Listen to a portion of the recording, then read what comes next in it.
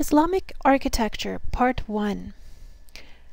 The subject of architecture is one that, even in Western tradition that dominated the studying of art and architecture of the world, was ranked below other forms of quote-unquote high art that deemed painting and sculpture as the most highly regarded.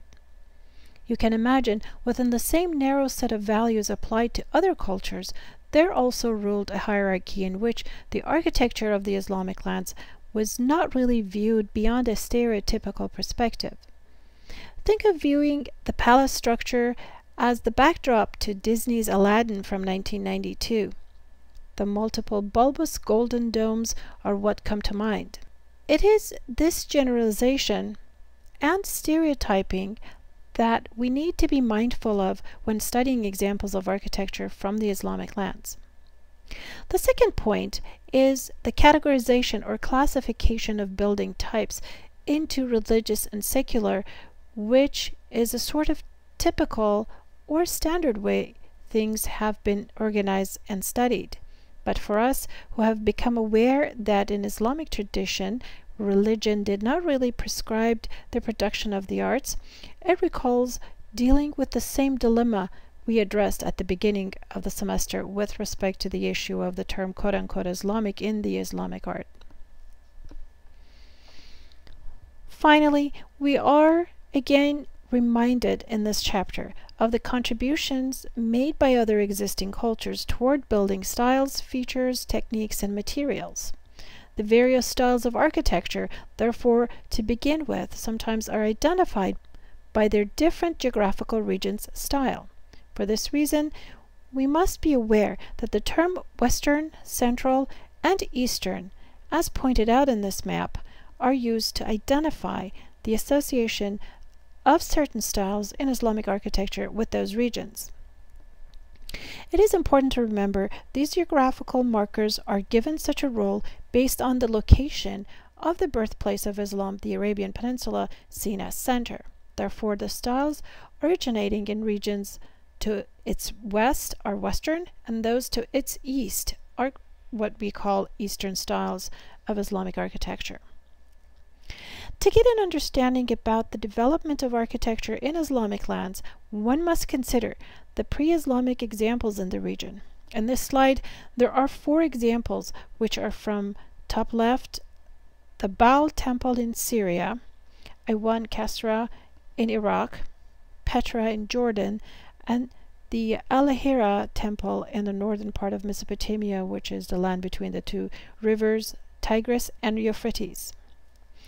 The uses of arch and columns as well as sacred precincts shown here and identified as pre-Islamic Arab, Persian, and Greco-Roman are just a few elements that found their way into the post-Islamic architecture in the region.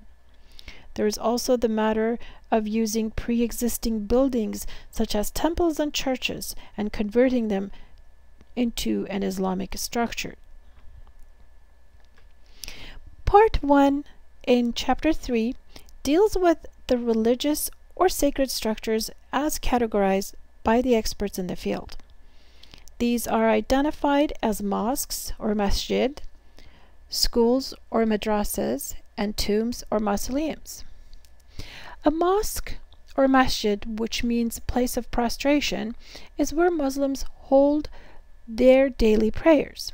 As you note in this picture, the prostration in Islam is defined differently in that the individual does not lay flat face down on the ground. Rather, only points of the body, forehead, palms of both hands, both knees, and both toes are placed on the ground.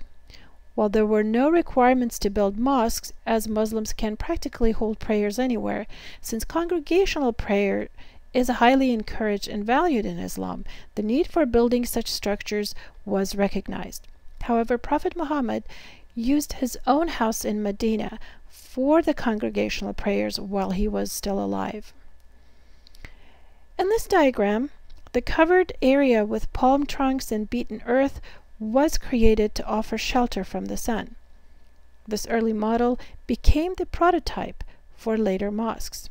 When compared to a Christian church, many differences are revealed. First, in a mosque, Muslims face Kaaba, direction of which can change depending on where on the globe they are. A church is usually orientated toward the east, the same as ancient Greek and Roman temples. Second, a mosque in essence is very basic in its plan. While a church initially being developed out of the Roman basilica took on the symbol of a cross signifying Christ's death on the cross. Thus it reveals a more anthropomorphic design, much in tune with the Greco-Roman architectural heritage first compiled by Vitruvius, the Roman architect. Having said this, I should also add that in many cases these Roman temples or later Christian churches were converted into mosques, maintaining many of their original attributes, and in some cases later becoming influential in the development of the religious architecture of Islam.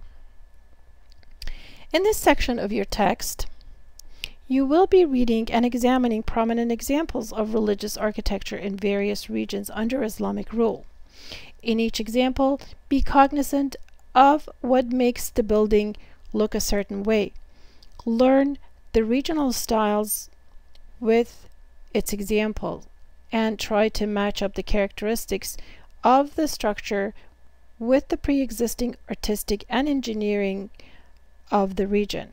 For instance, when studying Islamic central architecture, as in central versus western or eastern, the Dome of the Rock is clearly designed and built by Byzantine-trained architects, and since it is built during the Umayyads, who just borrowed from their powerful neighbors without making substantial changes in order to maintain the prestige of the newly formed empire through those borrowed models, it makes sense that they would be commissioning the Byzantine architects and adopt a Byzantine style, in this case the central plan, both in structure as well as surface decorations.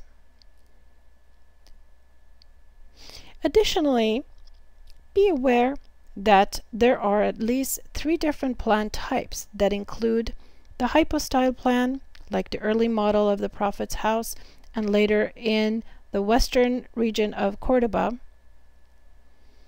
the central plan, like the influential model of the Christian church of Hagia Sophia, and the 4A1 that possibly originally came from eastern regions like Iran or the region around the Oxus River and seen in examples such as the Great Jame Mosque in Isfahan.